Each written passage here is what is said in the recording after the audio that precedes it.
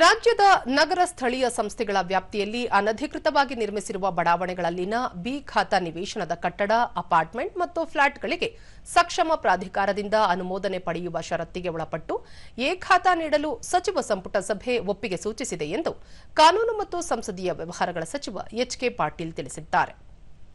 ಮುಖ್ಯಮಂತ್ರಿ ಸಿದ್ದರಾಮಯ್ಯ ಅವರ ಅಧ್ಯಕ್ಷತೆಯಲ್ಲಿಂದು ನಡೆದ ಸಚಿವ ಸಂಪುಟ ಸಭೆಯ ನಿರ್ಣಯಗಳನ್ನು ಸುದ್ದಿಗೋಷ್ಠಿಯಲ್ಲಿ ಸಚಿವರು ವಿವರಿಸಿದರು. ಗ್ರೇಟರ್ ಬೆಂಗಳೂರು ವ್ಯಾಪ್ತಿಯಲ್ಲಿ ಈಗಾಗಲೇ ಜಾರಿಯಲ್ಲಿ ಇರುವ ಮಾದರಿಯಲ್ಲೇ ರಾಜ್ಯದ ನಗರ ಸ್ಥಳೀಯ ಸಂಸ್ಥೆಗಳಲ್ಲೂ ಎ ಖಾತಾಗಳನ್ನು ನೀಡಲು ಕ್ರಮ ಕೈಗೊಳ್ಳಲಾಗುವುದು. ಸುಮಾರು 10 ಲಕ್ಷ ಆಸ್ತಿಗಳ ಮಾಲೀಕರು ಇದರ ಪ್ರಯೋಜನ ಪಡೆಯುವ ಅಂದಾಜಿದೆ ಎಂದರು. ರಾಜ್ಯದ ವಿವಿಧ ಕಾರಾಗೃಹಗಳಲ್ಲಿ ಜೀವಾವಧಿ ಶಿಕ್ಷೆ ಅನುಭವಿಸುತ್ತಿರುವ 31 ಮಂದಿಯನ್ನು ಸನ್ನಡತೆ ಆಧಾರದ ಮೇಲೆ ಅವಧಿ ಪೂರ್ವವಾಗಿ ಬಿಡುಗಡೆ ಮಾಡಲು ನಿರ್ಧರಿಸಲಾಗಿದೆ. ಉಳಿದ 2 ಶಿಕ್ಷಾ ಬಂಧಿಗಳನ್ನು ಕೇಂದ್ರ ಗೃಹ ಸಚಿವಾಲಯದ ಸಹಮತ ದೊರೆತ ನಂತರ ಬಿಡುಗಡೆ ಮಾಡಲು ನಿರ್ಣಯಿಸಲಾಗಿದೆ ಎಂದು ತಿಳಿಸಿದರು.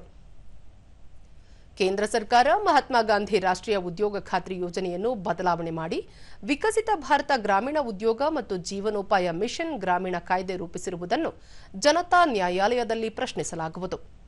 ಹೈಕೋರ್ಟ್ ಅಥವಾ ಸುಪ್ರೀಂ ಕೋರ್ಟ್ಗಳಲ್ಲಿ ಪ್ರಶ್ನಿಸುವ ಕುರಿತಂತೆ ಪರಿಶೀಲನೆ ನಡೆಸಲು ಕಾನೂನು ತಜ್ಞರಿಗೆ ಸೂಚಿಸಲಾಗಿದೆ ಎಂದರು. ರಾಜ್ಯದಲ್ಲಿ ವಿವಿಧೋದ್ದೇಶ ಸಹಕಾರ ಸಂಘ ನಿಯಮಿತದ ಸ್ಥಾಪನೆ ಹಾಗೂ ಸಂಘದ ಉಪವಿಧಿಗಳಿಗೆ ಅನುಮೋದನೆ ನೀಡಲಾಗಿದೆ. ಬೆಂಗಳೂರು ನಗರ ಜಿಲ್ಲೆ ಉತ್ತರ ತಾಲೂಕಿನ ದಾಸನಪುರ ಹೋಬಳಿಯ ರಾವುತನಹಳ್ಳಿ ಗ್ರಾಮದಲ್ಲಿ ದಲಿತ ಹಾಗೂ ಹಿಂದುಳಿದ ವರ್ಗಗಳ 22 ಮಠಗಳಿಗೆ ಭೂಮಿ ಮಂಜೂರು ಮಾಡಲು ನಿರ್ಣಯಿಸಲಾಗಿದೆ.